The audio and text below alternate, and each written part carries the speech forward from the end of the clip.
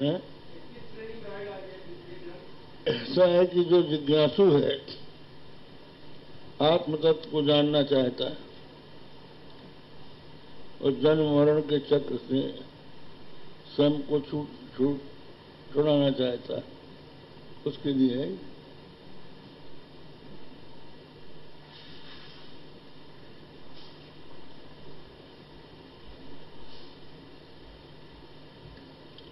ये तो 4 वर्ण और 4 आश्रम कर्म के लिए है, और यहाँ विचार कर रहे हैं कि आत्मा में कर्म है ही नहीं, आत्मा करता नहीं है, भोगता नहीं है।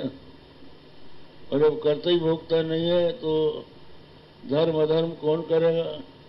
तो धर्म अधर्म ही नहीं है तो पाप पुण्य नहीं है, पाप पुण्य नहीं है तो सुख दुख का भोग नहीं है, सुख दुख का भोग नहीं है तो जन्म मरण नहीं है। तो जन्म मरण की मुक्ति जो चाहता है उसके लिए साथ है। अब उसके क्रम है,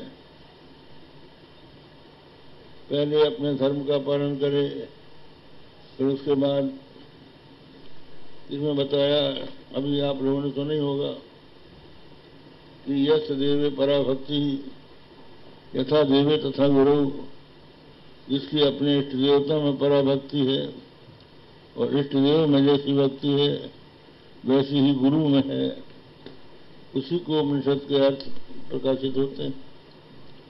तो भक्ति ज्ञान आय कल्पते, पहले कर्म से भक्ति में गए, वो भक्ति से ज्ञान हो जाएगा, ज्ञान से मुक्ति हो जाएगी।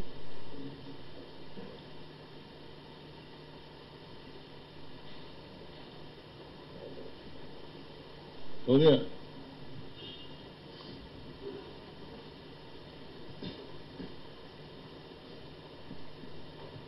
सगुण ध्यानेनापि निर्विकल्प समाधि प्राप्त रहती, सगुण ध्यानेनापि निर्विकल्प समाधि प्राप्त रहती से क्षण प्रतिपादित। हाँ, ऐसा है कि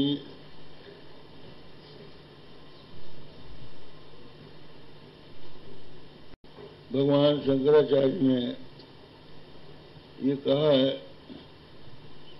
कि निर्विकल्प समाधिना स्फुटम ब्रह्म तत्त्वम अवगम्यते बुधै नान्यथा चरितया मनोगते प्रत्यांतर विमिश्रितो भवेत्।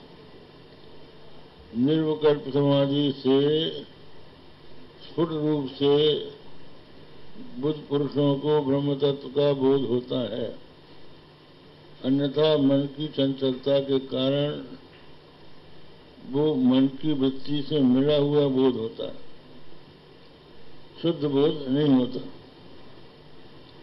तो एक बार मन का निर्विकल्प होना आवश्यक है। तो ये समझ लीजिए, दृष्टांत दिया जाता है, एक पहाड़ी नदी थी, उसका बड़े जोरों से प्रवाह चलता था और अनवरत चलता था। लोग बतलाते थे कि इस पहाड़ी नदी के तल में एक चट्टान में मणि है, बड़ी दिव्य मणि है, बड़ी चमकीली है, लेकिन धारा जब बंद हो तब ना उसका दर्शन हो। तो धारा कैसे बंद हो? तो उस धारा को बंद करने के लिए किए योगाभ्यासी उस नदी के किनारे बैठ गया और उसने वहां पर योगाभ्यास करके, प्राणायाम करके अपनी इच्छा शक्ति को प्रबल बना लिया और उस इच्छा शक्ति से उसने नदी की धारा को रोक दिया। जो रोका तो धारा के रुकते ही उसके तल में जो मणि थी उसका साक्षात्कार हो गया। फिर उसके बाद धारा चलती गई।